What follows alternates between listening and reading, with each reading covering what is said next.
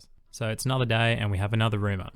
And this time that rumor is surrounding the PlayStation 4 reveal date. So the release date reveal rumor first came to light via Gameblog and Vice Gaming, who claim to receive reliable information from an unknown source.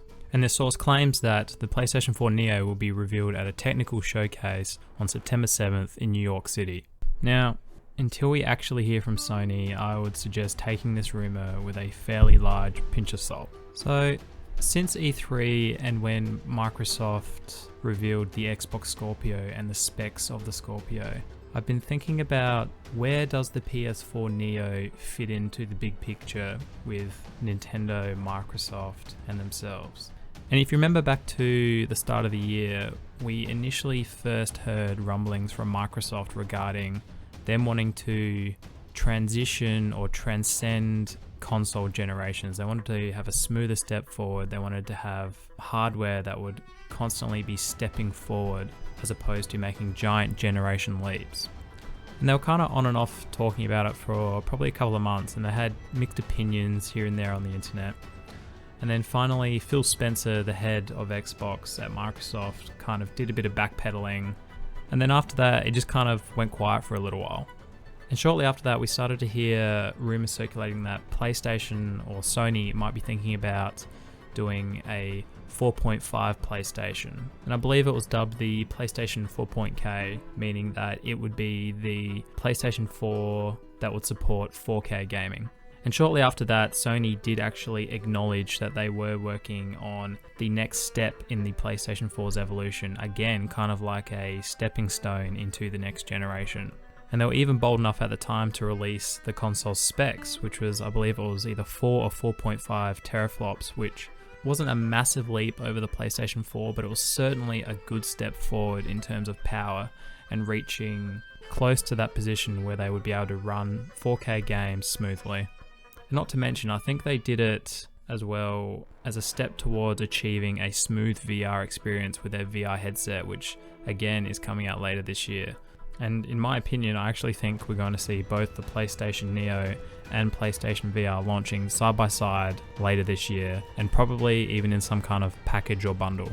Now I want to quickly fast forward to E3 just gone, where Microsoft had its show first before Sony, and they pretty much decided to just blow the show wide open with the announcement of the Project Scorpio. And the Scorpio is basically this idea of upgrading a console mid-generation.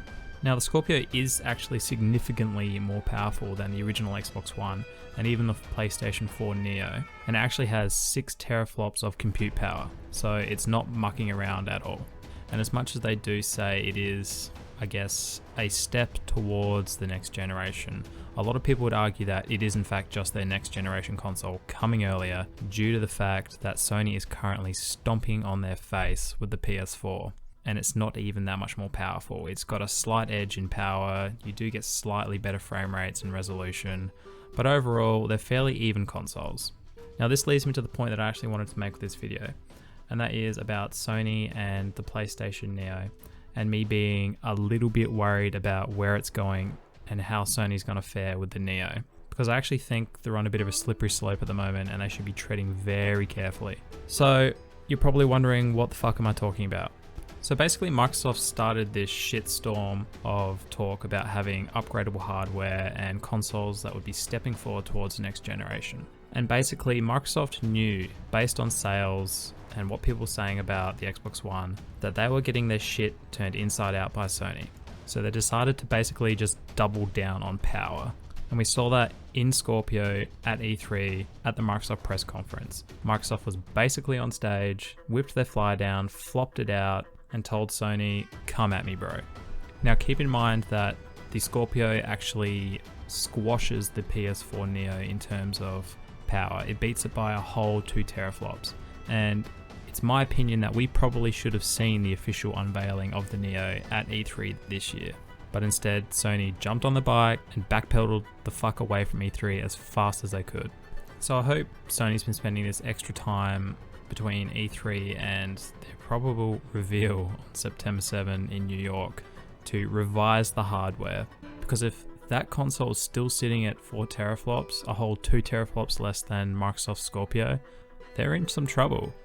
I mean, just look at the Xbox One and the PS4 with the power difference there. Like, it's negligible, the power difference between those two consoles, yet gamers know and the consumer know that the more powerful machine is the PS4, and they're going there to get their third-party games because they know they run better and smoother and the resolutions are generally better. So just imagine what 2 teraflops will do when it comes to running 4K gaming smoothly and VR smoothly. It's gonna be a no contest, and Microsoft will whip it out and start turkey slapping them in the face, just like we've seen with the PlayStation 4 and the Xbox One. And I think it's a little bit unfortunate for Sony because I feel like they were sitting in this really sweet spot with the PS4, but unfortunately VR came along, and yes, gaming and the gaming demands hardware-wise is moving faster and faster. It's just unfortunate timing for them that they are being forced to make a move to adopt VR. So, you know, they were proactive, they got out first, they have their own headset, they're meeting the requirements hardware-wise for their VR. And on the other side, Microsoft has just taken this opportunity by the balls to just double down on hardware and make sure they are not the weakest console this time around. And yes, I know the Scorpio is releasing late next year, and the Neo is probably going to hit this year. But, you know, in my head, I just think with that kind of massive power difference, it's just not going to matter. Like, sure, you're going to get the Sony fanboys that pick up the Neo, but I think we're just going to see people waiting for the Scorpio. I mean, look at the Xbox One sales, and I'm sure the Xbox One S sales aren't going to be insane over the course of the next year. It's more of a stopgap console until we get to the Scorpio. I think people are just going to wait for that more powerful machine. So let's basically all just cross our fingers and hope that when the reveal comes next month, we see a revised PlayStation Neo, hopefully a lot more beefier to keep pace with the Scorpio. And you know what? If they get out a year in advance of the Scorpio with an equally powerful machine, then PlayStation and Sony are probably sitting pretty sweet again. Alright guys, let me know what you guys think down in the comments as to what your thoughts and opinion are on the matter, whether or not you're picking up a Neo or you're waiting for the Scorpio. And as always guys, if you've liked this video, give it a fat thumbs up and hit that subscribe button if you want to hear more of me in the future. Also, you guys can find me on Twitter. I have a link to my Twitter page down in the description below, so feel free to hit me up on there if you want to share anything or just have a chat.